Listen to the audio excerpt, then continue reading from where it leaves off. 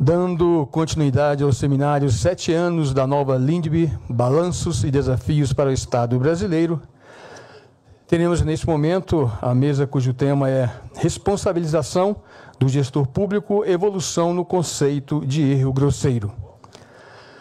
Nessa mesa discutiremos a evolução do conceito de erro grosseiro da LINDB, critérios de caracterização e impactos na gestão pública e na tomada de decisão.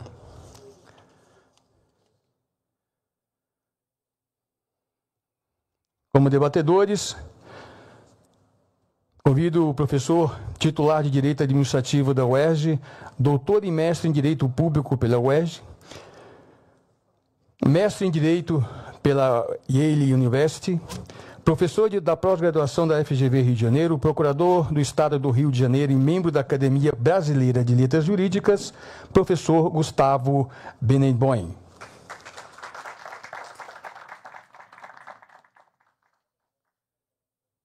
Próximo debatedor, professor de Direito Administrativo da UFBA, Universidade Federal da Bahia, presidente do Instituto Brasileiro de Direito Público, titular da cadeira 28 da Academia de Letras Jurídicas da Bahia, membro do Ministério Público da Bahia, diretor da Revista Brasileira de Direito Público e conselheiro científico da Universidade de Girona, professor Paulo Modesto. Quer sentar, por favor? Com a palavra, professor Gustavo Benenboim. Boa tarde a todas e todos. Satisfação muito grande estar aqui, num colóquio de alto nível, perante amigos queridos, autoridades, e ao lado do meu querido amigo de longuíssima data, professor Paulo Modesto. Também nós dois perante Carlos Ari, que é a voz da interpretação autêntica da Lei 13.655 de 2018, a nossa nova LINDB, e para discutir um tema dos mais atuais, palpitantes, interessantes, que é a evolução do conceito de erro, mais especificamente depois da LINDB, o conceito de erro grosseiro no direito administrativo brasileiro. Então, Paulo, meus cumprimentos. Tenho o Paulo como meu sênior, é uma referência, embora não pareça, um pouquinho só mais velho que eu, mas é um querido amigo, realmente uma grande referência do direito administrativo brasileiro e, consequentemente, também minha. É interessante, ao revisitar esse tema do erro administrativo, primeiro partir de uma constatação. Embora o conceito de erro seja um conceito bastante tratado no direito civil e no direito penal brasileiros, e também, além mar, no direito europeu, Portugal, na Espanha, na Itália, é um conceito bastante tratado pelo direito público, especialmente o direito administrativo. No Brasil, esse conceito foi pouquíssimo tratado pelos nossos administrativistas. Nós tivemos uma espécie de um hiato nesse tema e a sua elaboração teórica coube mais às Cortes de Contas, especialmente ao Tribunal de Contas da União. Isso falando em perspectiva mais histórica até, pelo menos, 2018, e mesmo depois de 2018 para cá, uma espécie de embate dos tribunais de contas e algumas decisões do Poder Judiciário com o novo texto legal. O meu professor de processo civil, que foi, na minha opinião, um dos grandes processualistas da história do direito brasileiro, José Carlos Barbosa Moreira, dizia que há uma espécie de viés dos juristas ao lerem novos textos legais, quando estão acostumados a textos antigos, e nós passamos por isso com o Código Civil de 2003, o Código de Processo Civil de 2015, que era o que ele chamava de interpretação retrospectiva, em que há uma espécie de inércia intelectual da parte dos juristas e dos operadores do direito, dos controladores, dos juízes, de aplicar o direito novo como se velho fosse. É claro que o passado não é o que passou. O passado é o que ficou do que passou. Nossa lembrança do passado é o passado e é porque ele ainda se faz, de alguma forma, presente.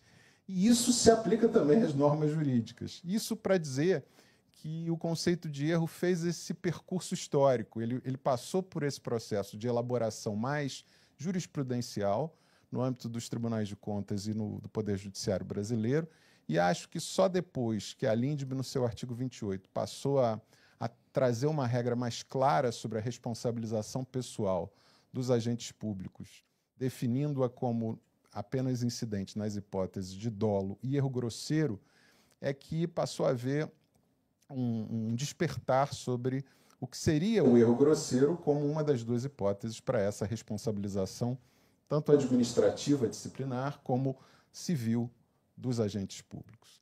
Então, essa é a primeira observação. É um tema desses com um certo déficit teórico no direito público brasileiro que foi sendo ocupado e elaborado mais recentemente no nosso país. Então, de alguma forma, eu vou rapidamente percorrer esse itinerário histórico apenas para chegar nos tempos de hoje e fazer algumas observações e sugestões e comentários sobre o que se produziu em termos de interpretação desse artigo 28 da LINDB, que, como os demais dispositivos, vem de completar 7 anos de vigência no Brasil. O conceito de erro me parece poder trafegar do direito privado para o direito público com uma certa tranquilidade. Então, eu procuro defini-lo como uma desconformidade não intencional, e é fundamental que essa não intencionalidade seja bem assentada, porque senão nós estaremos no campo do dolo, estaremos no campo da fraude, não estaremos no campo do erro. Mas é uma desconformidade não intencional da representação mental, ou seja, do processo psicológico que o agente público faz no iter da construção da sua vontade, da sua decisão futura, entre o que ele considera serem os fatos relevantes e o direito aplicável àquela hipótese e a realidade fática e ou jurídica. Então, vocês estão a perceber que esse descolamento, esse divórcio entre a representação mental do agente público que pratica o ato administrativo, no que se refere à construção do que a doutrina tradicional sempre chamou de motivo, o pressuposto de fato que, à luz do direito, justifica uma decisão, justifica o ato administrativo final. Entre, portanto, essa representação mental, esse processo psicológico de interpretação da realidade fenomênica e do direito aplicável, e o que os fatos e o direito realmente são. Então, aqui há um problema, que é quem vai dizer que a realidade fática e jurídica não é a real? Quem vai apontar essa descoincidência entre o que o agente público que praticou o ato pensava e o que efetivamente é a realidade fática e o que efetivamente é o direito aplicável àquela hipótese? Então, para resolver esse problema, porque era um problema e ainda é um problema jurídico muito relevante saber quando há uma descoincidência entre realidade fática e jurídica e os elementos que compuseram o motivo pensado e considerado pelo gestor público para a prática do seu ato, para proferir a sua decisão, esse problema foi elaborado, e aí que vem toda uma jurisprudência anterior a 2018, dentro de um conceito de administrador médio, emulando o que o direito privado chamava de homem médio, no campo das relações civilistas.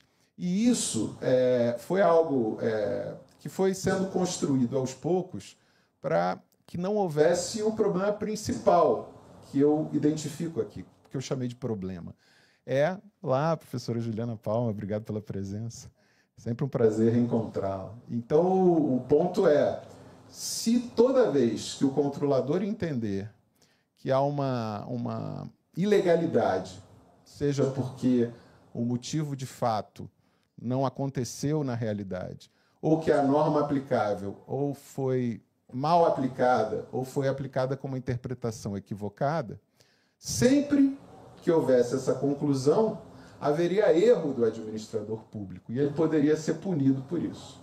É aí que entra a construção da história do administrador médio.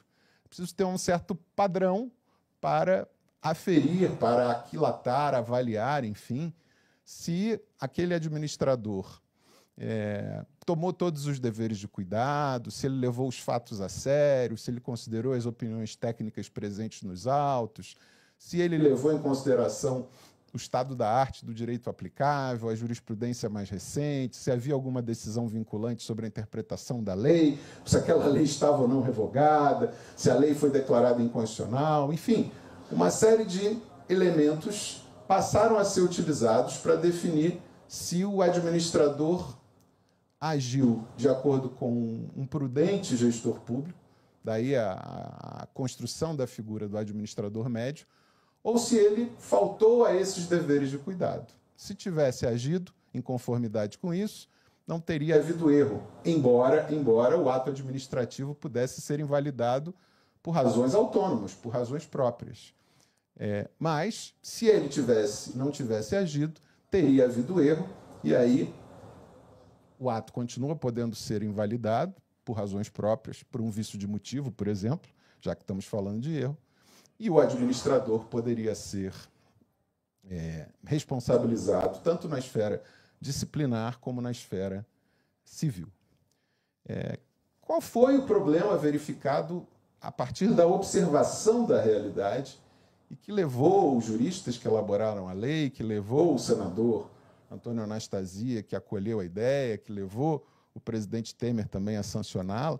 Foi uma percepção de que esse código dogmático do administrador médio e desse conceito de erro baseado na figura do administrador médio gerava muita insegurança jurídica e, em geral, produzia 4 efeitos deletérios, 4 efeitos indesejáveis para o bom funcionamento da administração pública, dir-se-ia para a satisfação do direito fundamental dos cidadãos à boa administração pública. Que efeitos eram esses? Primeiro, uma tendência do gestor público a agir dentro de uma espécie de receio de cometer erros, uma espécie de direito administrativo do medo, para usar a expressão consagrada no livro do professor Rodrigo Valgas e por outros administrativistas também usada, de que o gestor público, sempre que possível, preferia adiar ou empurrar ao máximo a sua decisão ou não decidir, pura e simplesmente, por receio de uma responsabilização pessoal, por receio de um comprometimento do seu CPF. Para usar a expressão popular, não ganho para isso, meu CPF é valioso, se eu tiver que decidir correndo esse risco, eu, enquanto puder, não decidirei. Então, esse é o primeiro efeito, chamado apagão das canetas, uma espécie de efeito procrastinatório sistêmico que passou a adoecer o funcionamento da administração pública e para o qual o direito administrativo, enquanto norma aplicável, norma reitora da ação administrativa no Brasil, contribuía, se não de maneira integral, mas contribuía significativamente. Segundo problema, alguns chamam de efeito retranca, eu preferi chamar no artigo que escrevi. Eu escrevi 2 artigos sobre esse tema, para quem tem interesse, ambos publicados na Revista de Direito Administrativo. Primeiro, em coautoria com o professor André Cirino, meu colega de UERJ, numa edição especial de comentários à LINDB, lá de 2019, chamando o artigo 28 de cláusula geral do erro administrativo, e um outro, 2021, publicado com um ex-aluno meu, hoje já doutor, desses alunos que acabam virando seus professores, com Pedro de Holanda Dionísio, que vai publicar um novo livro, a tese de doutorado, um ótimo livro, e o artigo se chama Os 3 Passos do Controle do Erro Administrativo, ambos da RDA. E aí, o que eu chamo esse efeito de um efeito de conservadorismo autoprotetivo, ou um viés de conservação ou anti-inovação, que é a ideia de que, bom, eu vou adiar o quanto eu puder. Se eu não puder adiar, eu vou manter o status quo. Porque quanto menos mudança, quanto menos inovação, quanto menos risco eu tomar, melhor para mim na minha carreira. O risco da responsabilização pessoal passou a ser realmente um móvel da ação administrativa. Não todo móvel, não em todas as situações, mas era e é ainda perceptível que essa é uma circunstância muito relevante da atuação da administração pública brasileira. Um velho, hoje já seria mais velho, mas na época morreu muito cedo, colega de Procuradoria-Geral do Estado, onde eu vou completar, Paulo, 30 anos, eu nem acredito, não, eu vou completar 30 anos. Havia lá um procurador, professor também, Marcos Juruena Vilela Soto, muito ligado a um outro mestre também falecido, que era o Diogo de Figueiredo Moreira Neto, que, de maneira gaiata, designava esse efeito, que eu chamo de conservadorismo autoprotetivo, alguns chamam de efeito retranca. O Marcos dizia: só dorme tranquilo quem tudo indefere na administração pública. Ou seja, o temor valia mais do que a inovação, resolver o problema concreto, ou mesmo aplicar a lei conforme uma interpretação própria do agente público. Eu acho que isso é real e esse é um segundo efeito muito relevante que um conceito muito fluido, dúctil de erro administrativo, baseado no administrador médio, produziu no Brasil. Terceiro efeito, o que eu chamei de subserviência institucional. Há uma grande dificuldade da administração inovar diante de entendimentos já consolidados do Poder Judiciário e dos seus controladores, aqui incluídos os tribunais de contas, o Ministério Público e mesmo um órgão interno da administração de controle. E essa subserviência institucional, não me refiro aqui ao aspecto positivo de coerência, uniformização, geração, produção de segurança jurídica, mas situações novas exigem soluções novas. Se você sempre fizer o que sempre fez, você sempre terá o que sempre teve, sem nenhum tipo de milagre, porque a natureza não queima etapas. E há uma dificuldade real aqui, diante de interpretações muito amplas sobre o que é a lei das Cortes de Contas. Acho que o exemplo mais atual é interpretações sobre o sentido da nova lei de licitações, da 14.133, sobre vários ângulos, vários aspectos, o que é a norma geral, o que é a norma especial, o quanto da lei 14.133, a norma geral, obrigatória para estados e municípios, o quanto não é. Tudo isso gera uma inibição da administração pública em relação aos seus controladores. E essa inibição tem um aspecto positivo de garantia de conformidade à lei, mas tem um aspecto negativo que é, se juntando aos outros dois efeitos, o apagão de canetas e o conservadorismo autoprotetivo, a subserviência institucional agrava mais essa situação. E talvez o último efeito, esse mais invisível, mas é perceptível, é um problema de seleção adversa para os quadros da administração pública. É possível verificar que em muitos campos, sobretudo os que não têm remuneração tão competitiva, vamos dizer assim, com o mercado, os tribunais de contas estão nessa lista seleta dos que têm uma remuneração mais competitiva, o Banco Central, BNDES e outros, mas em outros setores há um problema de seleção adversa, ou seja, você atrai não quem tem mais vocação ou interesse pela gestão pública, mas quem está disposto a tomar mais risco por objetivos nem sempre republicanos. E aquele que teria vocação tendo outras oportunidades. Claro que num país como o Brasil, que nem sempre os níveis de emprego são plenos, isso talvez não seja tão perceptível, mas é real. Eu acho que há vocações postas a perder por conta disso, e há também uma atração de quem não tem nada a perder, né? O Bertolt Brecht dizia isso: só é totalmente livre quem não tem nada a perder.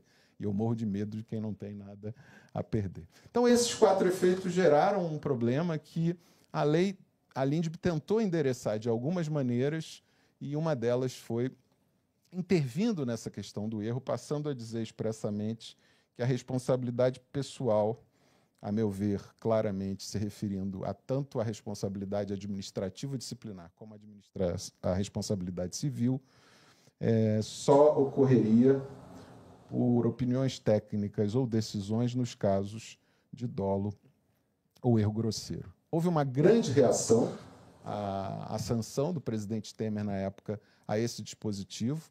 Eu acho que ele teve espírito público. Na época, que se a pessoa espirrasse de um jeito estranho, já era porque ela queria acabar com a força-tarefa da Operação Lava Jato.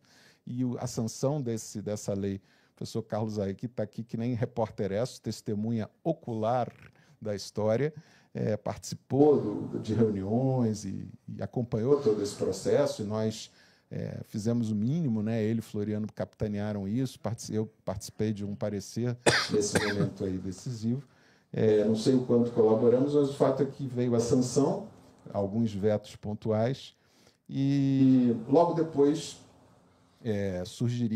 viria a pandemia, o governo federal edita uma medida provisória nos termos, emulando um pouco os termos do artigo 28, e isso é objeto de 2 ações diretas de inconstitucionalidade. O Supremo vai apreciar a constitucionalidade da previsão do erro grosseiro, tanto na MP, primeiro indefere a cautelar, no meio da pandemia, e depois julga no mérito. O relator foi o ministro Luiz Roberto Barroso, que assim decidiu que cabe ao legislador definir os termos em que a culpa gera direito de regresso para a administração pública. Deu como exemplos outras leis de servidores de carreiras específicas, leis orgânicas da Magistratura Nacional, do Ministério Público Nacional, do Ministério Público da União, da Advocacia Pública e da Defensoria Pública, em que a previsão é ainda mais restritiva, só a responsabilidade pessoal nos casos de dolo ou fraude.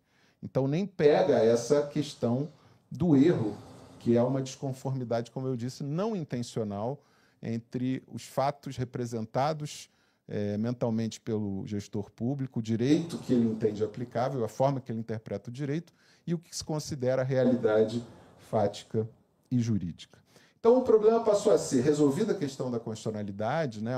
A discussão era muito centrada no artigo 37, parágrafo 6º da Constituição, que fala no direito de regresso da administração pública nos casos de dolo ou culpa. Para alguns, haveria uma inconstitucionalidade no momento em que haveria casos de culpa, de erro culposo, né, em que o gestor público não seria responsabilizado. Portanto, a administração não poderia, contra ele, no plano civil, exercer direito de regresso. O que o Supremo disse é que a culpa também é um conceito legal, que pode ser modulado, como é nos casos das carreiras do sistema de justiça, em que ela é simplesmente excluída. Dolo ou fraude não tem nada a ver com culpa, mas erro tem. O que consta do acórdão do Supremo é que o erro grosseiro é um erro eivado de um elemento subjetivo de negligência, imprudência ou imperícia grave. Ou seja, de alguma maneira, o Supremo disse que o erro grosseiro se caracteriza pela culpa grave e não pela culpa mediana ou pela culpa leve. Isso excluiria essas hipóteses, tanto da responsabilização civil, no âmbito do direito de regresso, como da responsabilização disciplinar pela própria administração pública. Então, como eu disse, resolvida essa questão, o problema que a doutrina passou a tentar resolver para o direito administrativo, e a jurisprudência das Cortes de Contas foi evoluindo paulatinamente, foi o problema da aplicação concreta do que é o erro grosseiro. Então, o que é praticar erro grosseiro para fins de aplicação do artigo 28 da LINDB? E aqui, de novo, vou citar alguns trabalhos. O do Pedro Dionísio foi um ótimo livro, chamado, curiosamente, Do Direito ao Erro do Administrador Público. Direito ao erro do administrador público, para muitos, era uma contradição nos próprios termos, porque como alguém pode ter direito ao erro? E aí o Pedro ficou na dúvida, depois de publicar com esse título. Eu fiz o prefácio e acho que é um título sugestivo. Não que exista o direito de errar, mas como o erro é uma circunstância inevitável do aprendizado, e também na administração do aprendizado institucional, é preciso haver uma margem de tolerância ao erro, desde que o erro não seja grosseiro, portanto, eivado de culpa grave. Por quê? Acho que o Paulo vai falar também sobre isso. Para que a dosagem, a modulação dos incentivos na boa gestão pública seja adequada. Você não pode ser intolerante demais, sob pena de reproduzir os velhos problemas, né, do apagão de canetas, do conservadorismo na inovação, no que se refere ao efeito retranca da inovação, né, o problema da subserviência institucional e, em alguma medida, também a perda de talentos, né, a seleção adversa de pessoas para os quadros da administração. Mas, por outro lado, se você também cria um código dogmático muito flácido, muito leniente, você também pode abrir a porteira para todo tipo de negligência, de imprudência, de imperícia. Então, encontrar esse ponto ótimo era o segredo. O que o Pedro sugere no livro, e eu depois escrevi esse artigo com ele sobre as 3 etapas do controle do erro administrativo, é que não há como construir esse conceito de erro grosseiro senão com análises contextuais. E, no seu parágrafo primeiro, não só dá a entender, ela expressamente prevê que o gestor público, na sua ação, terá que ser considerado no contexto em que ele age, né? O homem, ele próprio, as suas circunstâncias, já dizia o Ortega y Gasset, e o administrador público também. Então, as circunstâncias de tempo em que ele decidiu, as circunstâncias materiais que ele tinha para produzir a prova, as circunstâncias de complexidade da matéria envolvida, o grau de incerteza do tema, e tudo isso deve ser levado em conta. Então, para falar de 4 elementos, primeiro, em matérias de alta tecnicidade, alta especialização técnica, grande teor de, vamos chamar assim, de cientificidade, a adesão maior ou menor às manifestações técnicas produzidas nos autos deve ser levada em conta, pelo menos para o enfrentamento das questões relevantes para a tomada de decisão, né? Se o gestor público desconsidera ou não toma na devida conta essas opiniões técnicas, isso é um indício de culpa grave, é um indício de erro grosseiro. Em matérias muito complexas do ponto de vista fático, claro que o grau de deferência do controlador deve ser maior se ele percebe que o gestor levou em consideração essa complexidade e teve que tomar decisões baseado num contexto de grande incerteza sobre os fatos.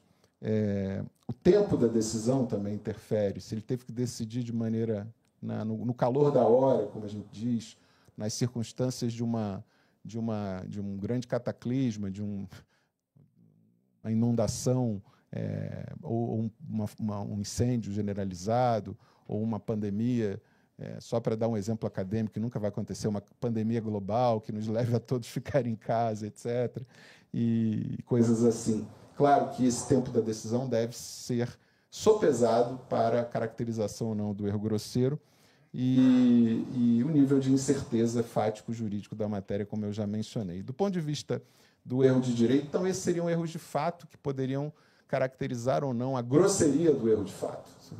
O erro é muito grosseiro porque o administrador não levou em conta, mesmo nessas circunstâncias, o mínimo minimorum para produzir a decisão.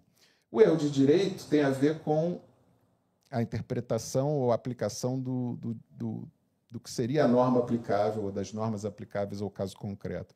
Claro que interpretações controvertidas não vão nunca configurar erros de direito grosseiros, ainda que o controlador depois defina uma outra interpretação como a correta, uma interpretação diversa da do gestor público. A LINDB cuida de dizer que isso não configura, né, esse tipo de erro grosseiro.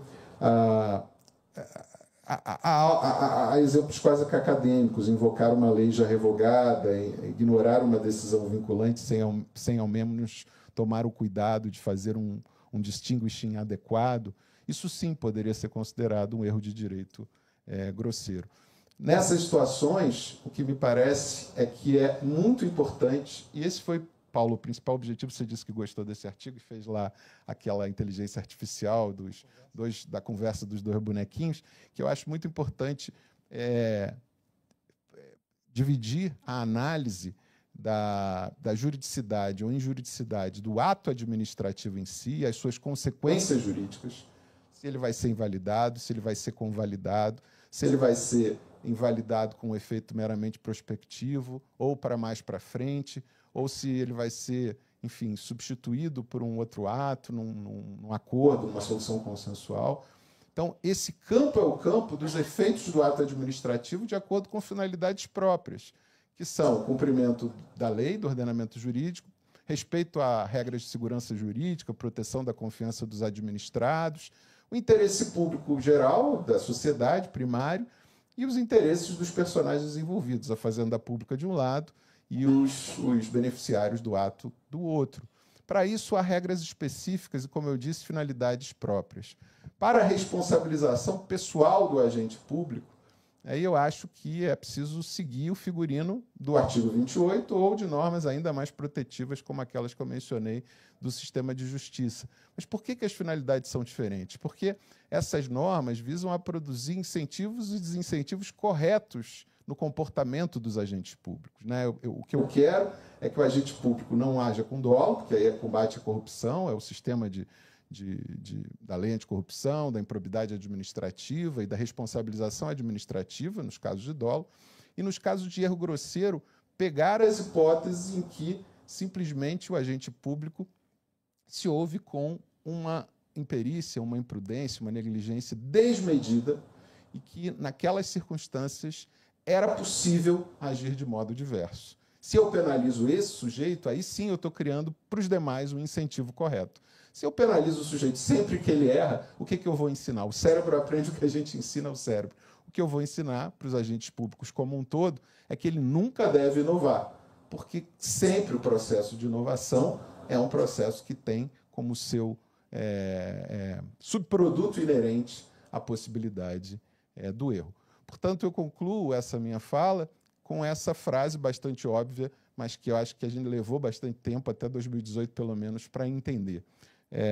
Ninguém quer errar, ninguém deve querer errar, mas se o erro é uma circunstância inerente ao processo de aprendizado, é melhor ser tolerante, relativamente tolerante, até certa medida, com o erro administrativo, do que criar uma administração pública de faz de conta, em que não é possível errar, porque a ilegalidade será sempre sinônimo de erro, e o que se tem como resultado disso não é uma administração que não pratica erros nem ilegalidades.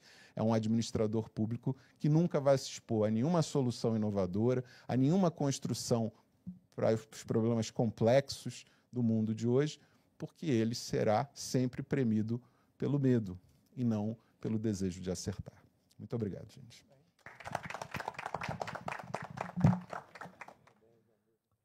Senhoras e senhores, com a palavra, professor Paulo Modesto.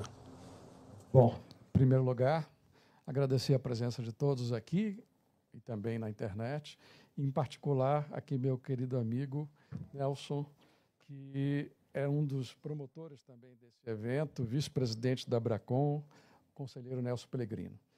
E agradecer também a acolhida do Manuel Andrade, presidente dessa casa, e dos seus servidores. E, para mim, renovar também o prazer que é compartilhado com o Gustavo, de encontrar tantos amigos queridos, Carlos Ari, Juliana Palma, Floriano, que aqui estiveram, Anastasia, e já trataram em boa parte do nosso tema, na verdade.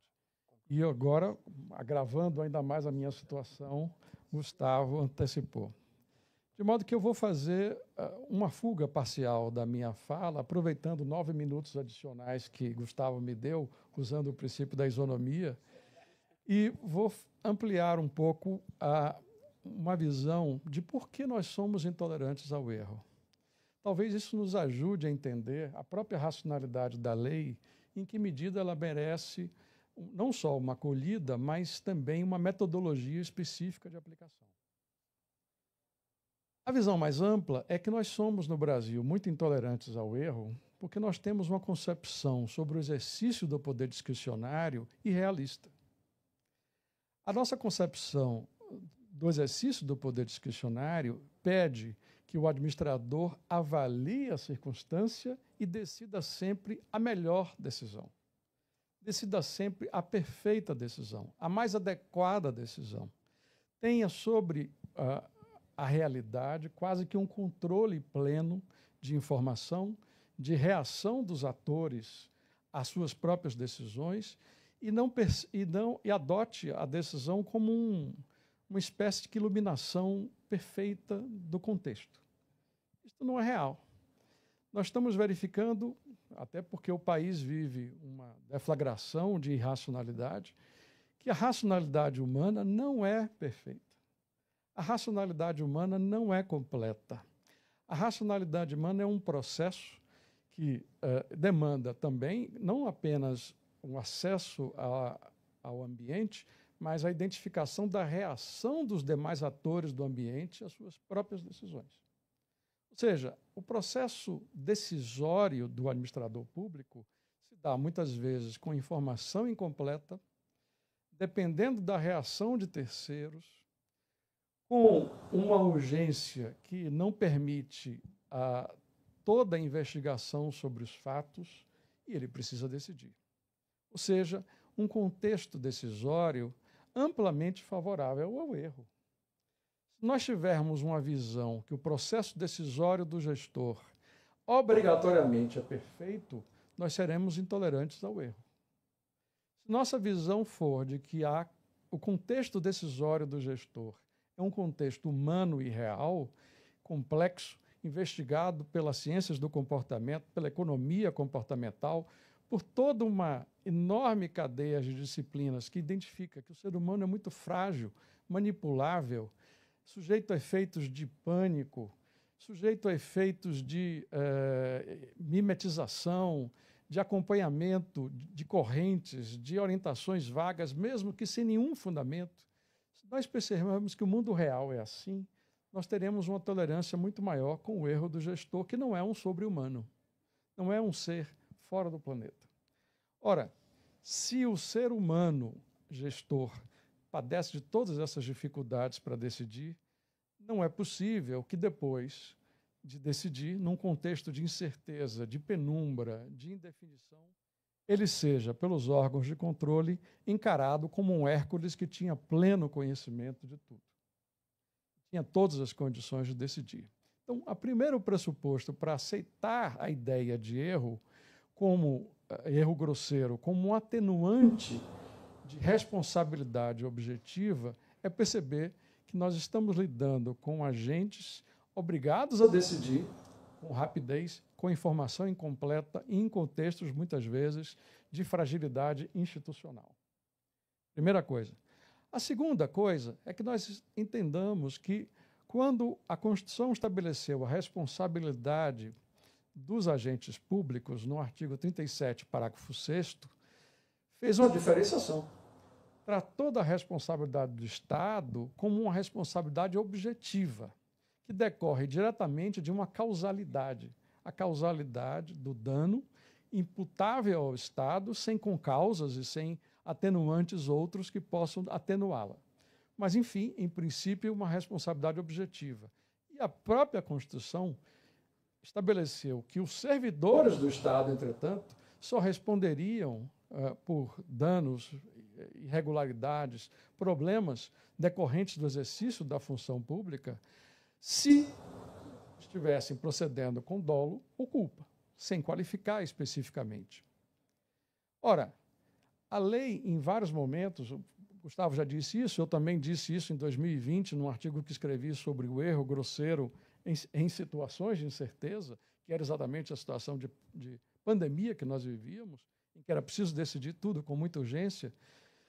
Eu dizia, olha, na legislação brasileira já existem atividades profissionais, como magistrados, membros do Ministério Público, advogados, defensores, que a legislação identificou que poderiam, com muita frequência, errar e, portanto, protegeu, dosando a culpa, estabelecendo exigências de dolo ou fraude para um nível de responsabilização.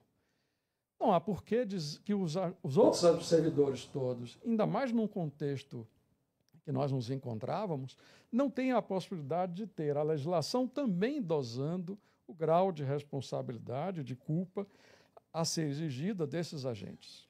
E assim foi feito eu me recordo, Carlos deve recordar, eu estava na comissão de elaboração da Lei de Organização Administrativa com ele, quando um grande gestor brasileiro, que hoje está na Esplanada, Francisco Gaetani, foi à comissão dos professores, lá estávamos Carlos, eu, Maria Silva, Zanella de Pietro e vários outros professores, e disse, pessoal, eu preciso que na Lei de Organização vocês coloquem uma norma que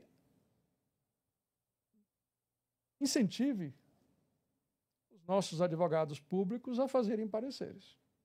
Os nossos advogados públicos estão fazendo sempre opinativos pela negativa, com receio da responsabilidade imputada pelo TCU, que já em vários casos tem imputado responsabilidade à ocasião a pareceristas, advogados públicos, decisões que o Supremo teve que corrigir em 2008, em 2012, em 2010, e, portanto, naquela ocasião, quando elaborávamos a Lei de Organização Administrativa, a revisão do Decreto-Lei 200, era importante para o Francisco Gaetani que aquilo fosse considerado no momento que se estabelecesse normas sobre controle, ou seja, normas realistas, normas que emprestassem à atuação dos pareceristas um incentivo a um pronunciamento tecnicamente consistente, porém não medroso. E esse não é um fenômeno brasileiro. Isto não é uma situação de pânico da academia. Não existe isso. No mundo inteiro se estuda o chamado efeito Teflon, aquele em que o servidor não decide ou decide de forma vaga ou empurra a decisão para exatamente se omitir de qualquer responsabilidade, não ter adesão da responsabilidade àquele agente. Isso é estudado no mundo todo, na Inglaterra, na França, na Espanha. Não é nenhuma novidade. Esse fenômeno existe de fato. E é preciso oferecer, então, garantias aos servidores para que eles possam decidir com consistência. Muito bem. O que é que o Supremo disse recentemente? Em 2024, o Supremo julgou, e eu quero fazer um pouco esse apanhado de variações de decisões, não só do Supremo, mas também dos tribunais de contas, essa era uma das nossas tarefas,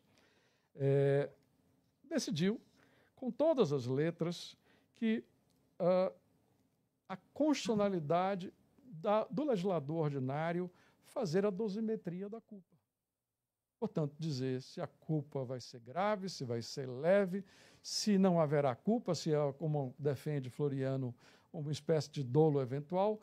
Na verdade, a opção do Supremo em hermenêutica, minha opção também, e acho que do Gustavo, é pela culpa grave, é uma categoria que existe e é compatível com o que o Supremo mesmo estabeleceu, dizendo que a imperícia, a imprudência e a negligência ingressam aí como categorias que devem ser reconsideradas num grau elevado. O Supremo, em todas as letras, diz é possível dosar sim e exigir nesse contexto, com este grau de exigência, para o servidor em geral. E assim foi feito desde 2004, com a decisão importante do Supremo Tribunal Federal na DI 6421, 6428 de março de 2024. Compete ao legislador ordinário dimensionar o conceito de culpa previsto no artigo 37, parágrafo 6º da Constituição Federal, respeitado o princípio da proporcionalidade, em especial a sua vertente de vedação, proteção e suficiente.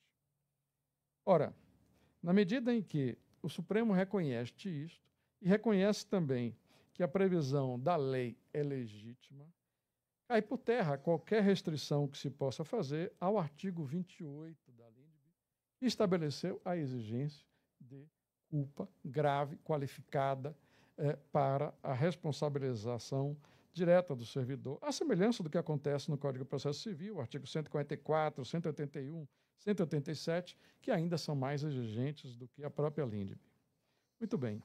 Isto começa a repercutir e é por isso que esses papeizinhos aqui, nos acórdãos do Tribunal de Contas. Inicialmente, o Tribunal de Contas fez uma leitura restritiva da lei alterada e passou a entender que aquilo era aplicável para sanções e multas e para o regime disciplinar, mas não para fins pecuniários, para fins de responsabilidade, o que não é distinção feita na lei de introdução direito brasileiro. E agora, com a decisão do Supremo, claramente ficou bastante restringida essa possibilidade hermenêutica, no meu entender. Algumas decisões começam a despontar. Já foi apontado hoje de manhã o Acórdão 1460 de 2025, relatado pelo ministro Bruno Dantas, que claramente menciona a necessidade de análise rigorosa da culpabilidade do gestor em face do contexto fático para a imputação de qualquer débito. Também o Acórdão 886 de 2025, que não foi de relatoria do Bruno Dantas, mas teve um voto revisor dele importante, esse Acórdão 886 da relatoria do ministro Jorge Oliveira, também termina por reconhecer não apenas o artigo 28 da LINDB, mas o artigo 22, a obrigação do tribunal considerar a teoria da inexigibilidade de conduta diversa, considerando as circunstâncias concretas infestadas pelos gestores durante a pandemia de Covid-19, em especial destaque sendo dado à decisão ao artigo 22 da LINDB. E ele fala, as alterações promovidas na Lei de Introdução às Normas de Direito Brasileiro tiveram o intuito de elevar o critério para a aplicação de sanções da mera culpa para a culpa grave, artigo 28, além de trazer elementos concretos para a avaliação da exigibilidade da conduta diversa, artigo 22. Com as alterações promovidas na lei de introdução às normas de direito brasileiro, o pressuposto da aplicação da pena passa a ser o erro grosseiro decorrente de culpa grave, ou grave na observância do dever de cuidado. Com isso, o ordenamento jurídico passa a não mais conviver com a sanção para o mero erro, até então identificado como simples aplicação do critério do homem médio. Vejam que é uma evolução clara na jurisprudência do Supremo, do Tribunal de Contas da União, nesses dois acórdãos. Paradoxalmente, o mesmo tribunal continua decidindo em vários outros acórdãos, num texto quase que padrão, independentemente dos ministros, invocar o conceito de erro médio como um conceito de quase dosimetria ou de avaliação sobre o contexto do servidor. Na verdade, esse conceito é oco. Erro médio não existe. Não existe homem médio. Eu não conheço homem médio. Eu conheço homens reais.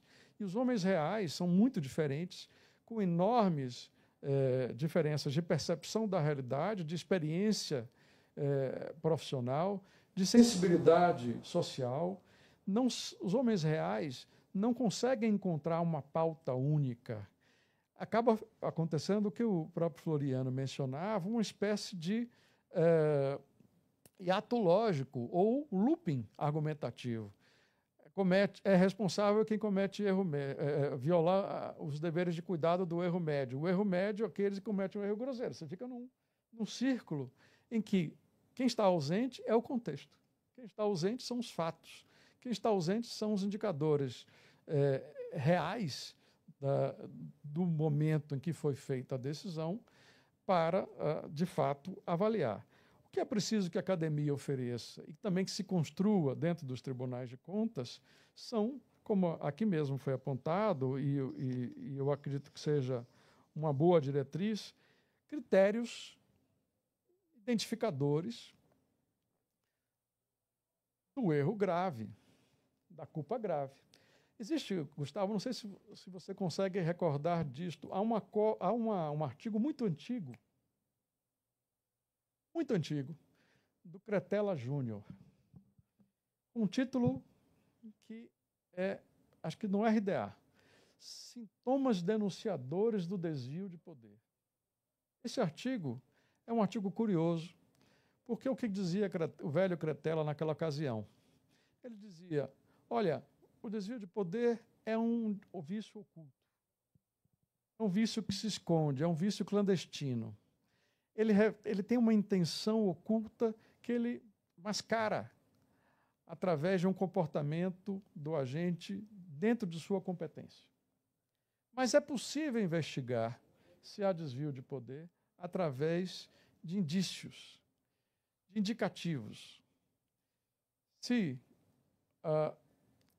a decisão foi precipitada, se a decisão foi tomada sem os elementos terem sido recolhidos, fáticos terem sido recolhidos, se ela perseguiu apenas elementos de um único partido político, se ela revela uma proteção especial à família do agente público, nepotismo, se ela favorece apenas um segmento empresarial, e vários indicadores o Cretella apresentava para identificação do desvio de poder. A mesma coisa nós estamos vivendo no nosso momento histórico, através dos critérios do que o Pedro Dionísio apresenta no trabalho dele. Muito semelhantes, né? Indicadores sobre o contexto da decisão, entre elas a complexidade técnica da matéria, a disponibilidade de informação da época, pressões temporais e circunstanciais, recursos materiais e humanos disponíveis, critérios de evitabilidade, se o erro poderia ser evitado pelo gestor diligente nas mesmas condições, existência de orientações técnicas disponíveis. São critérios de decidibilidade. Nós precisamos invocar estes critérios e não invocar um conceito síntese, vago e impreciso, chamado homem médio. É isso que nós precisamos fazer na área de controle, seja no Ministério Público, seja no Tribunal de Contas, seja no Poder Judiciário. Quando nós conseguirmos construir nos tribunais um refinamento dos indicadores, dos sintomas denunciadores de erro grave, erro grosseiro, nós teremos avançado na avaliação desta aplicação da lei de introdução às normas do direito brasileiro. E mais, temos que também saber diferenciar tipos de atividade administrativa. Da mesma forma que o legislador diferenciou a atividade do magistrado, do membro do Ministério Público, do advogado, do defensor, e identificou que ali era preciso uma dosimetria especial. É preciso uma reserva especial quanto à responsabilidade, porque era uma atividade que praticamente é diária de decisão, não é outra coisa senão continuamente decidir o destino de empresas, de contratos milionários, continuamente, diariamente, e se não houvesse uma proteção desse agente, haveria um incentivo perverso a apenas pessoas irresponsáveis ocuparem essas funções. Também é preciso, no âmbito administrativo, diferenciar atividades. Atividades que envolvam inovação, experimentação e atividades que são rotineiras. Atividades rotineiras em que há padronização, em que há definições não só de pareceres técnicos, mas pareceres jurídicos, mas consensos doutrinários e precedentes na área de controle sedimentados, podem ter, sim, uma avaliação mais rigorosa. Atividades que são muito mais inovadoras, exploratórias, indefinidas, essas têm que ter um grau de tolerância maior.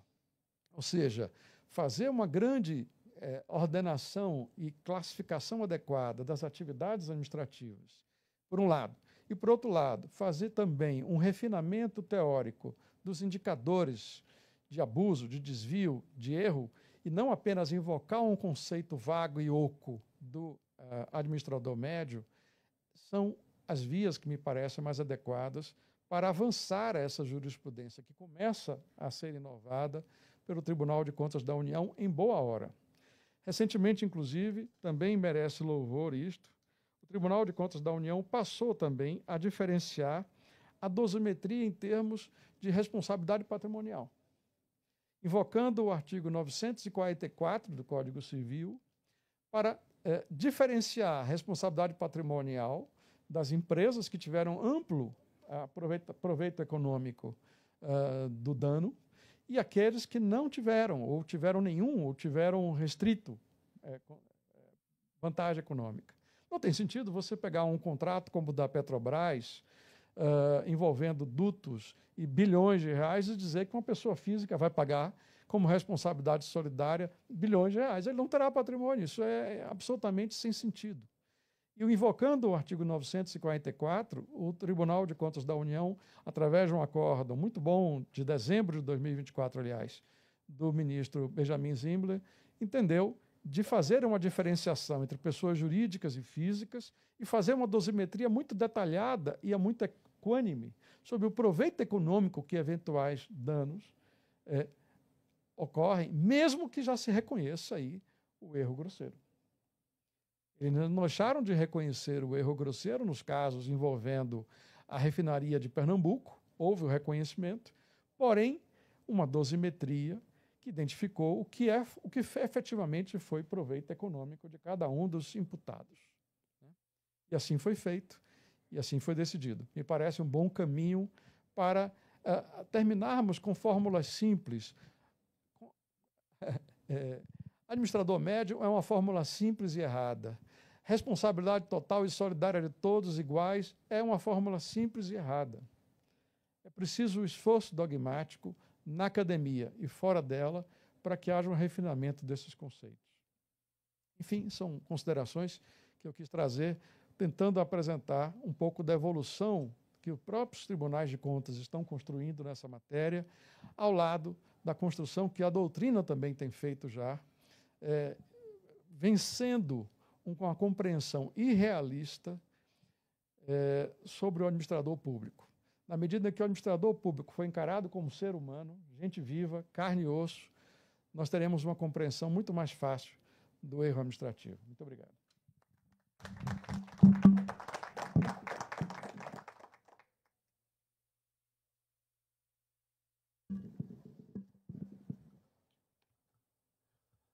Perguntas?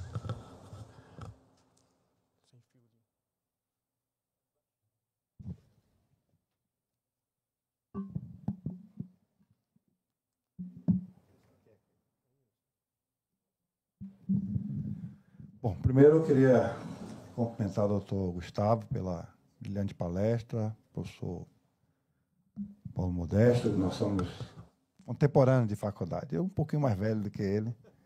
Eu estava saindo, ele estava entrando, mas ele sempre foi um aluno brilhante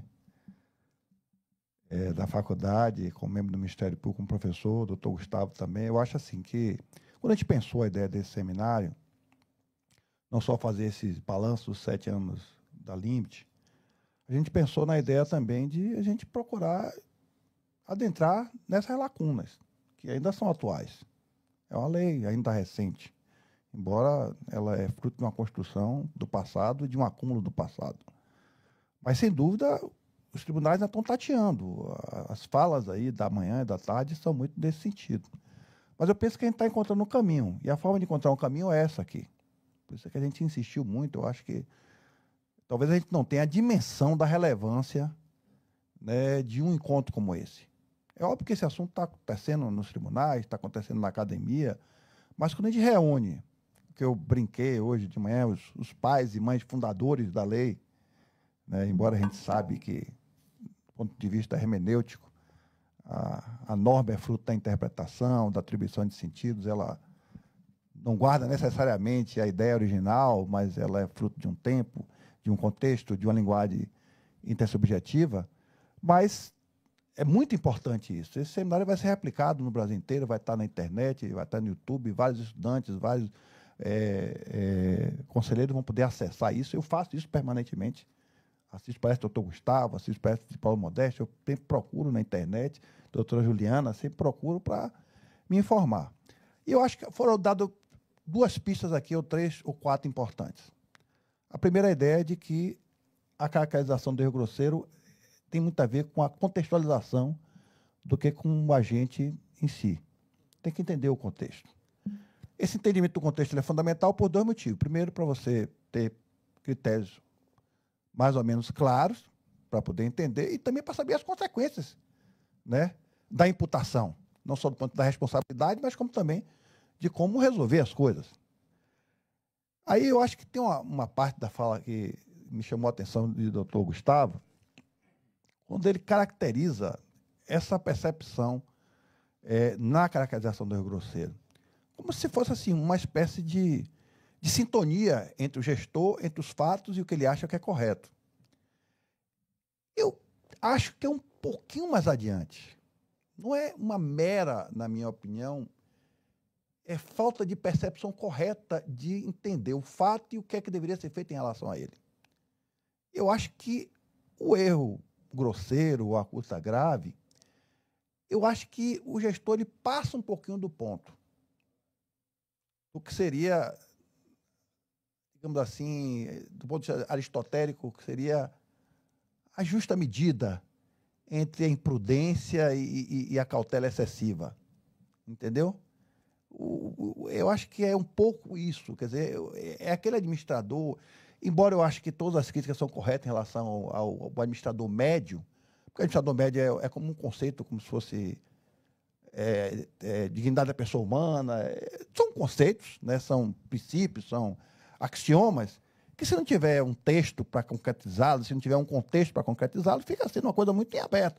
Mas eu penso assim, que essa ideia de que o erro grosseiro tem a ver com a conduta que um administrador médio adotaria, e mesmo a gente não sabe qual é a conduta do administrador médio, ela é complementada com esse roteiro que o doutor Gustavo falou, com o que está previsto na lei do que seria, digamos assim, esse roteiro.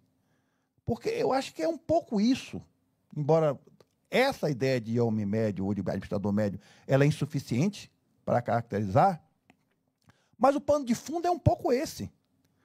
Você contextualiza aquela situação. Eu digo isso porque eu fui secretário de Estado 3 vezes, enfrentei muitas situações difíceis, entendeu? A pressão, eu era secretário, não era da área, mas na época da pandemia eu era secretário, eu via como eram as confusões lá. Por exemplo, a gente tinha que parar as obras, que eram obras estruturantes. Estava fazendo metrô, estava fazendo VLT, como é que para, não para? A gente tomou a decisão de não parar, entendeu? Como fui secretário de turismo, tinha um centro de convenções que estava lá e depois até teve um problema depois. Só agora, depois de 9 anos, foi resolver esse negócio, entendeu? Então, eu acho que tem a ver, e aí, como foi dito, quando você contraria os pareceres, quando você contraria as rotinas, quando você contraria uma linguagem intersubjetiva, essa é a questão fundamental do direito. Você tem uma construção intersubjetiva do que é o caminho. Aí você vai avaliar se foi o caso de inovação, se foi o caso da busca. Eu sempre, meu mantra, doutor Gustavo e Paulo, que eu acho assim, que entre o princípio da legalidade e o princípio da eficiência, eu sou a favor do princípio da boa administração. É a melhor solução para a administração. É óbvio que o princípio da legalidade é um princípio caro. Mas a inovação requer muitas vezes isso. Veja que na lei anterior, você terminava um contrato, você não podia aditivar ele das mesmas condições que a lei não permitia. Você tinha que fazer uma nova licitação sabendo que ia ser mais caro. Enquanto está faltando 20%, você podia renovar um contrato que já foi suplementado em 50%. Entendeu? Então, eu acho que nós estamos encontrando as pistas, estamos encontrando os caminhos. Eu acho que isso que é muito importante. Então, a fala do doutor Gustavo vai nessa linha, a fala de Paulo também, e eu acho que Paulo traz um elemento no início, digamos assim, do ponto de uma concepção filosófica, que eu acho que é muito importante, para entender como é que a cabeça do ser humano funciona. Porque se exige do administrador uma perfeição, o Hércules, né? Parece aquele Hércules do Oak, entendeu? Que muitas vezes não é exigido na iniciativa privada. A gente, às vezes, critica muito obra, mas quem já fez obra em casa sabe que administrar obra é a coisa mais difícil do mundo. Como disse, às vezes, um padre para mim, meu filho, obra não é coisa de Deus, não, é coisa do diabo. Então, quem já administrou uma obra em casa aqui sabe qual é o problema de administrar uma obra. Entendeu? Às vezes, o projeto básico é ruim, o projeto executivo é ruim, às vezes, né, tem uma série de problemas. Então, eu acho assim que nós estamos tateando ainda. Né? A lei tinha, inclusive, parece que foi o parágrafo que foi vetado, que definiu o erro grosseiro como culpa grave. Né? E aí foi vetado e ficou esse conceito mais aberto. Agora nós temos o grande desafio dessa construção doutrinária, jurisprudencial, a partir de uma linguagem intersubjetiva pública. Nós temos que encontrar uma linguagem, um ponto de equilíbrio, como foi dito aqui, público, para a gente poder ter uma segurança na hora de analisar o contexto fático em que o administrador ele decidiu, as dificuldades, as circunstâncias. E aí eu acho que o doutor Gustavo, o doutor Paulo deram um roteiro, na minha opinião, muito preciso, muito ilustrativo, caminhos muito importantes para a gente percorrer. Então, parabenizar. Eu fico muito satisfeito, né, que eu acho que a gente está cumprindo plenamente o objetivo que a gente se propôs. Rápido. Eu não brigo com conceitos. Eu não sou contra nem a favor do conceito de homem médio. Eu sou a favor do conceito de homem médio se ele for um conceito que que não seja oco. Se ele for um conceito preenchido por sintomas denunciadores de desvio, imprudências graves, enfim, se houver indicadores dogmáticos que permitam, através de métricas que possam ser, em cada caso, apuradas e verificadas, ele deixa de ser um conceito oco. O que eu não me agrada é a invocação de álibis retóricos. Hoje ele é um álibi retórico. Olha, descrevo todos os fatos e digo, bom, isso é violação do erro do cuidado do homem médio. Ou seja, eu fiz um salto lógico. Eu saí de uma mera descrição fática de irregularidades variadas e pulei para uma qualificação dizendo violação do dever de cuidado exigível do homem médio. Pulei. Qual é o dever de cuidado exigível do homem médio naquele contexto? Eu não especifiquei. Eu não usei indicador dogmático nenhum, métrica nenhuma, avaliação fática nenhuma. Eu fico com este vazio que é ocupado, portanto, com um álibi retórico. Quando você preenche isso com uma métrica, ou seja, você não simplesmente diz, olha, ele está bamba, então ele está doente. Tem que usar um termômetro. Se você usar um termômetro, identificar que a partir do termômetro violou-se aquilo que é exigível naquele contexto, de fato ele não acabou de tomar um banho quente, ele não saiu de uma térmica, enfim, ele está num contexto que aquele termômetro revela um desvio, então eu estou identificando o problema. O conceito se preenche. Um conceito de homem médio preenchido não é problemático. Problemático é ele oco, ele vazio, ele sem conteúdo nenhum. Isso sim. Agora, isso não são todos os problemas, há mais problemas. Eu não falei de todos os problemas, é óbvio que nós temos um relógio apitando aqui. Os problemas dramáticos que também é desincentivador de agentes públicos inovadores, com coragem de decidir, é o tempo do processo. Você vira Brasília, vem de outro estado, vem para cá, você vai decidir, tomar decisões, e você passa a ser responsável por algo que um processo vai durar 15, 20 anos, 10 anos, em que você fica absoluta incerteza se será condenado ou não será condenado, cria um desincentivo à decisão corajosa. Né? O tempo do processo de contas, o tempo do processo judicial no Brasil, o tempo da investigação do Ministério Público. Não quero concentrar no Tribunal de Contas. Qualquer órgão de controle, eu faço parte de um órgão de controle. No Brasil, castiga o servidor público. Maltrata aquele que assume funções públicas. É preciso ter coragem para assumir funções públicas hoje. Então, a pessoa percebe que, primeiro, a enorme superposição, ou seja, há múltiplos atores, eu brincava num artigo que escrevi, é um controle multiportas. Né? Não é apenas acesso à justiça multiportas, é um controle multiportas. E você tem que responder a várias instâncias, ao Ministério Público, ao Tribunal de Contas, com esses atores divergindo entre si. E você no meio, sendo avaliado durante décadas. Então, há um desincentivo. O sistema de avaliação da legitimidade das decisões administrativas tem que melhorar no Brasil se nós quisermos ter melhor gestão pública. E gestão pública mais flexível, num contexto em que o mundo muda todos os dias, que nós precisamos testar e errar até acertar. Eu escrevi o ano passado,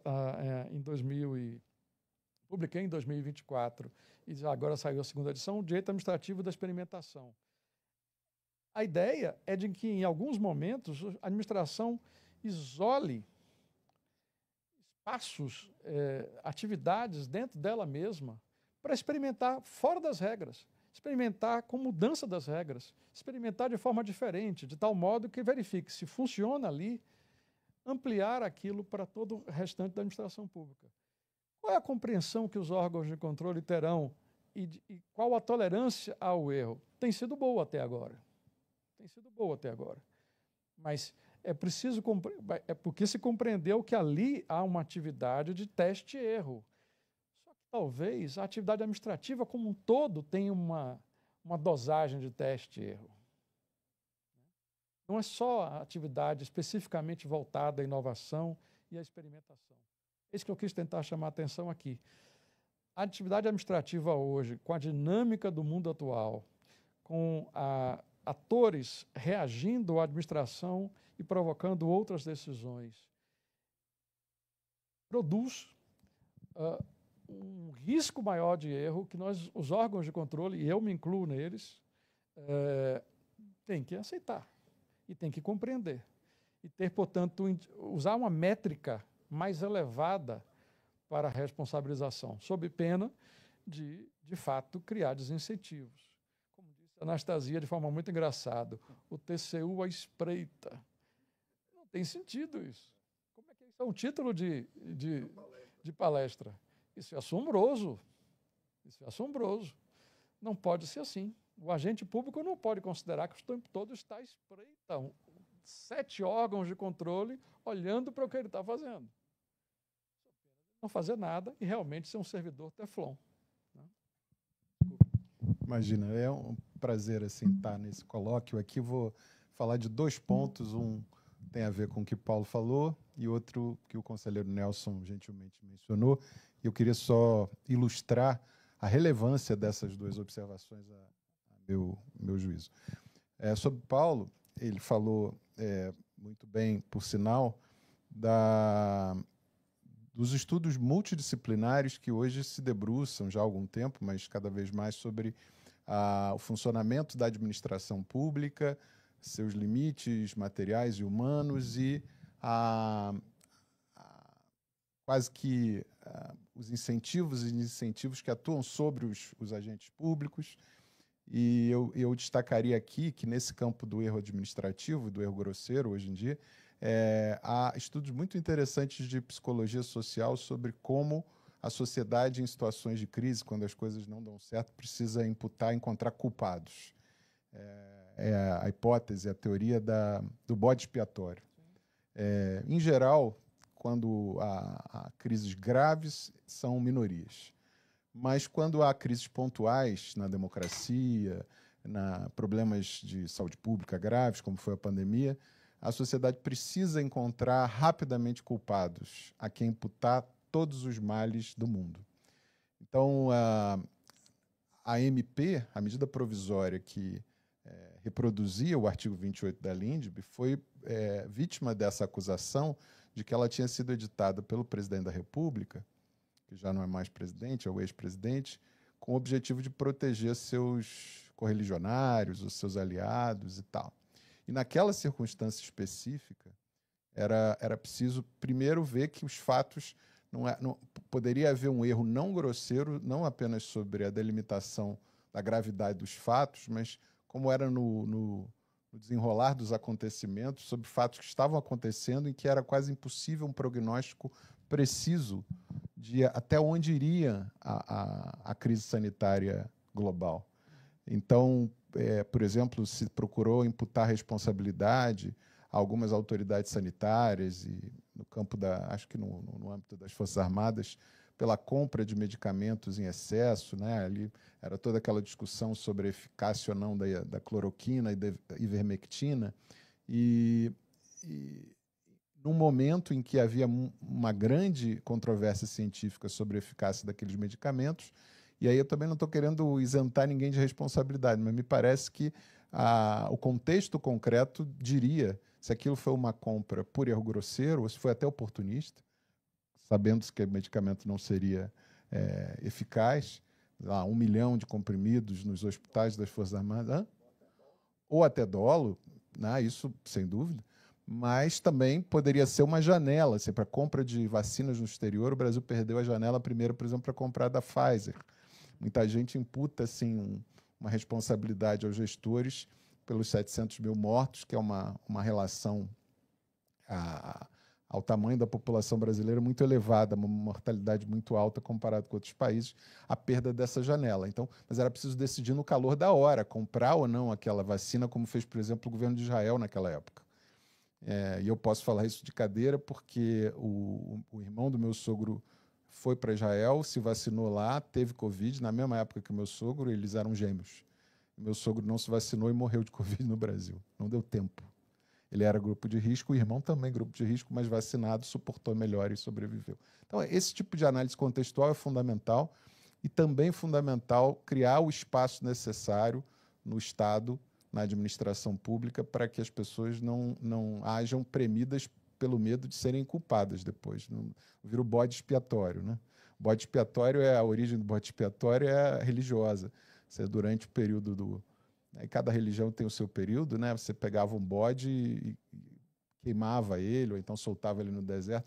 Todos os pecados eram expiados por meio daquele animal. O sacrifício de animais vem daí, né? A história do sacrifício de animais, e daí a teoria do scapegoat theory, a teoria do bode expiatório como uma teoria social que explica que a gente quer culpar alguém. Há um certo deleite emocional, um alívio psicológico de ter um culpado para os males que a gente não sabe explicar e muitas vezes são inevitáveis, né? Não estou dizendo que foi o caso esse da pandemia, mas acho que há circunstâncias em que, por exemplo, eu me lembro no Rio de Janeiro, uma grande enchente, abrir ou não abrir uma via da cidade chamada Avenida Niemeyer. A população pressionando o prefeito, porque poderia haver um deslizamento de terra, ele manteve fechado, criando grandes congestionamentos, né, infernizando a vida de muita gente. Me lembro também da ANAC, uma situação difícil, se reabrir ou não a pista do aeroporto de Congonhas, o aeroporto mais movimentado do país, fechado, as pessoas tendo que ir para Guarulhos, em São Paulo, e todo mundo que vai para São Paulo para Guarulhos, ninguém quer pegar aquele trânsito, né, o Guarulhos está lotado e tal. Abre ou não abre, né? Abriram e aí teve um grande acidente porque a pista não tinha o grooving adequado, o nível de segurança adequado para a aderência das aeronaves.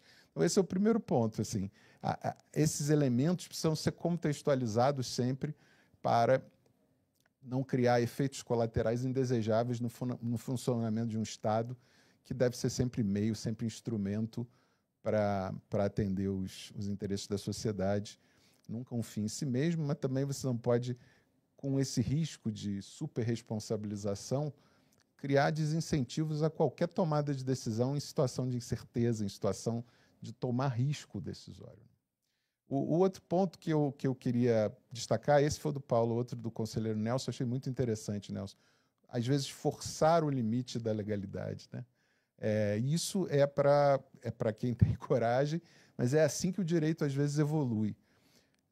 Em 1949, uma lei definiu o tamanho dos distritos eleitorais da Alemanha. Em 1955, houve uma grande oscilação na população. O Tribunal Constitucional falou: essa lei que definiu esses distritos eleitorais, ela está desatualizada porque a população aumentou de forma diferente nas diversas regiões da Alemanha. E, portanto, a proporcionalidade no parlamento alemão está errada. A lei é inconstitucional. Mas se eles usassem toda a teoria constitucional construída até então, eles declarariam a lei inconstitucional com efeito retroativo, os parlamentares ficariam destituídos dos seus cargos e a lei não existiria. Então você ficaria numa situação de congelamento democrático, sem uma lei para eleger novos parlamentares e sem parlamentares para fazer uma nova lei. O que eles criaram? A declaração de inconstitucionalidade sem pronúncia da nulidade. Foi o precedente universal disso.